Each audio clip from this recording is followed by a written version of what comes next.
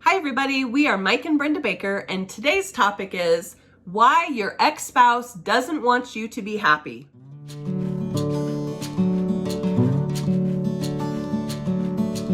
Take it away, hon. So why your ex-spouse doesn't want you to be happy? Well, let's talk about the face of guilt for a minute. That's the first one. Face of guilt is, now this could go both ways, so let me reiterate that. Yeah. Maybe you're the one who caused the problem and left. Maybe you're the one dealing with the one who left. But in this case, guilt is this huge thing.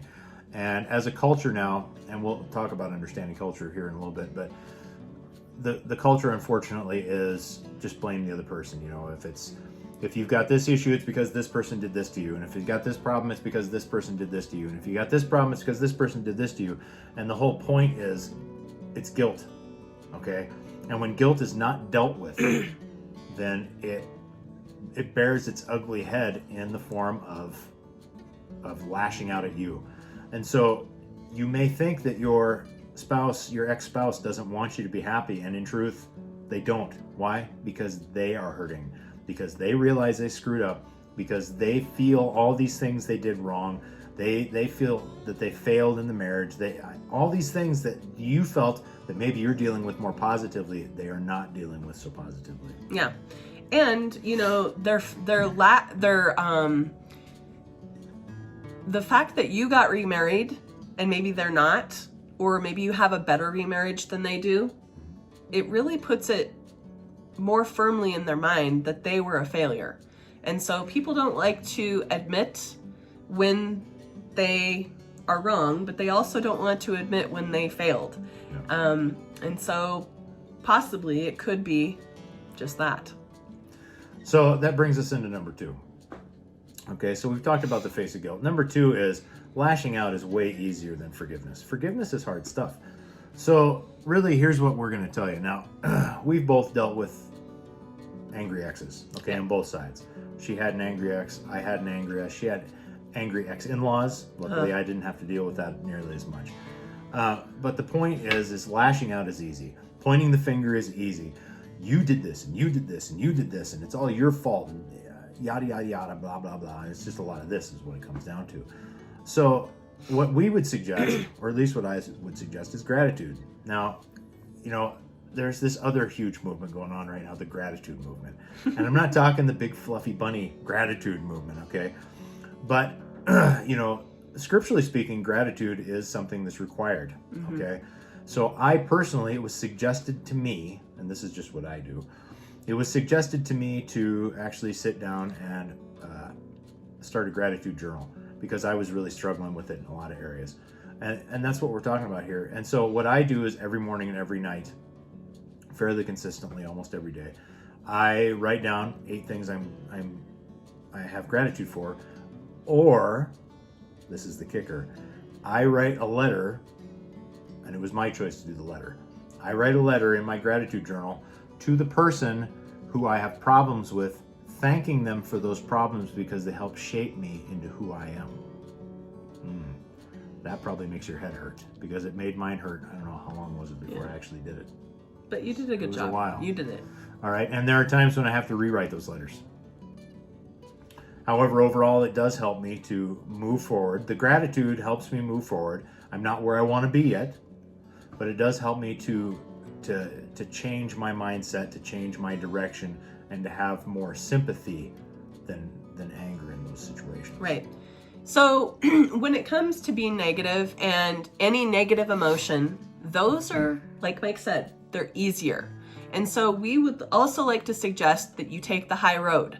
You don't choose to go right for blaming or right toward the negative emotions, but you actually do the work on yourself, see where you were wrong, and then move forward from there.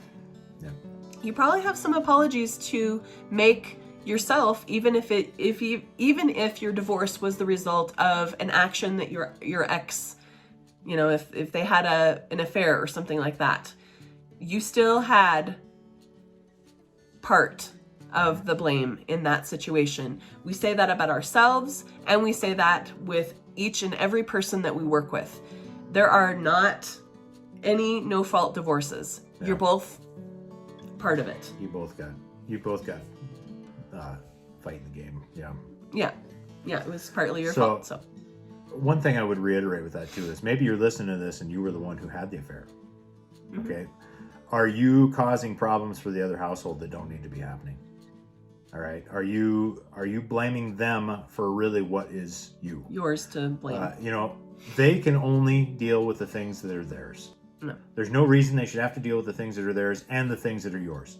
And so if you were the person who caused a problem and you know it, maybe you are that face of guilt, because I totally expect that you're going to watch these videos too, because you're going to want to get remarried. You're going to want to be successful in your next remarriage too.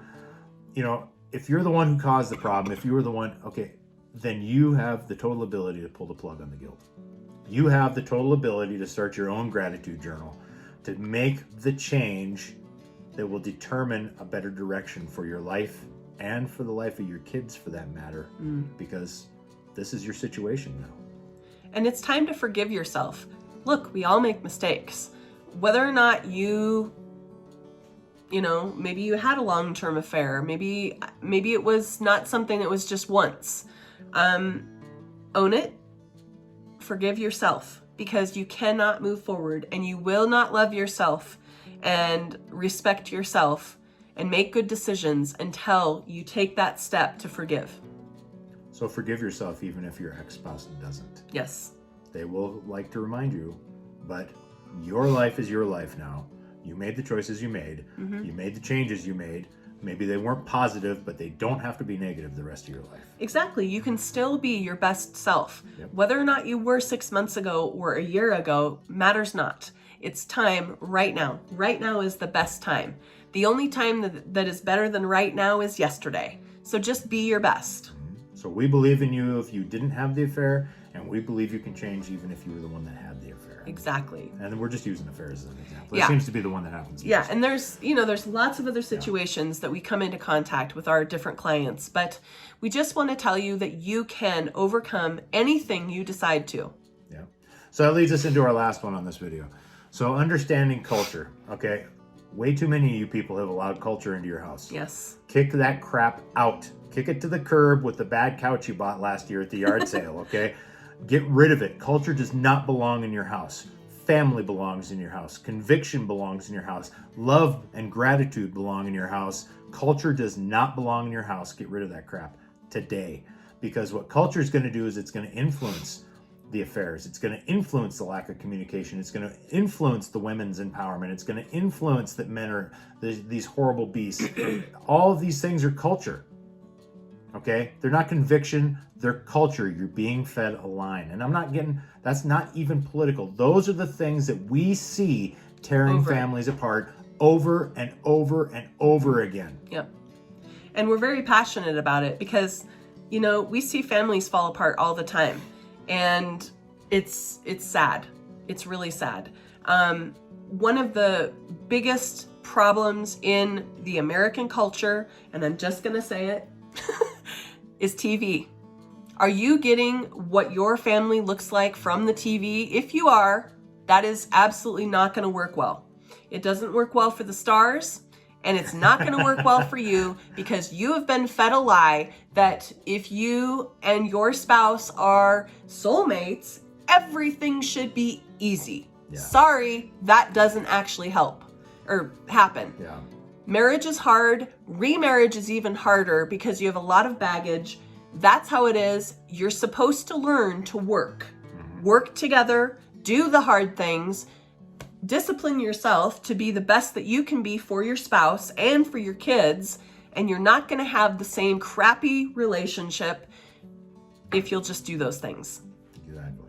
So you heard it here first. No, you probably didn't, but because we're really not saying anything that's new. Yeah. We're just putting our personal spin on it. We hope that this episode helped you. We hope that it maybe you got a little bit angry with us, and that's okay. Anger can actually fuel you to learn more. And so there will be some links down below of things that we think will help you. And so take a look at those as well. Send us a message, leave a comment, any of those things.